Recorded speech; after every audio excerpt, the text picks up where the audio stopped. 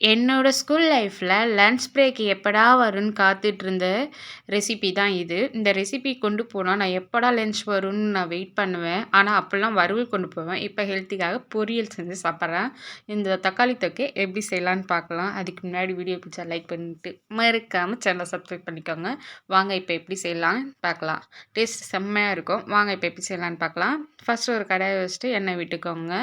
எண்ணெய் நல்லா காயட்டும். எண்ணெய் நல்லா காய்ஞ்சதும் கடுகு உளுந்த பருப்பு போட்டுக்கோங்க. கடுகு நல்லா பொரிஞ்சு வந்ததும் பெருங்காயம் ஆட் பண்ணிக்கலாம். காரத்துக்கு தகுந்தாப்பில் பச்சை மிளகாய் ஆட் பண்ணிக்கலாம். நான் வந்து ஒரு 5 பச்சை மிளகாய் ஆட் பண்ணியிருக்கேன்.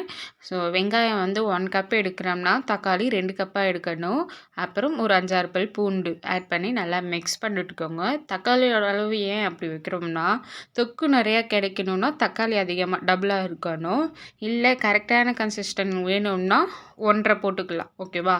அதுக்கு தகுந்தாப்பில் உப்பு போட்டு அப்புறம் மஞ்சத்தூள் ஆட் பண்ணி நல்லா மிக்ஸ் பண்ணிவிட்டு ஸ்லோவில் வச்சு குக் பண்ணிங்கன்னா தக்காளியோட தண்ணி இதெல்லாம் சேர்ந்து அதுவாகவே குக் ஆகி இது மாதிரி தொக்கு பதத்துக்கு வரும். இந்த கரண்டியில் கொக்குன்னு குத்துனோம்னா அது தொக்கு மாதிரி இருக்காது.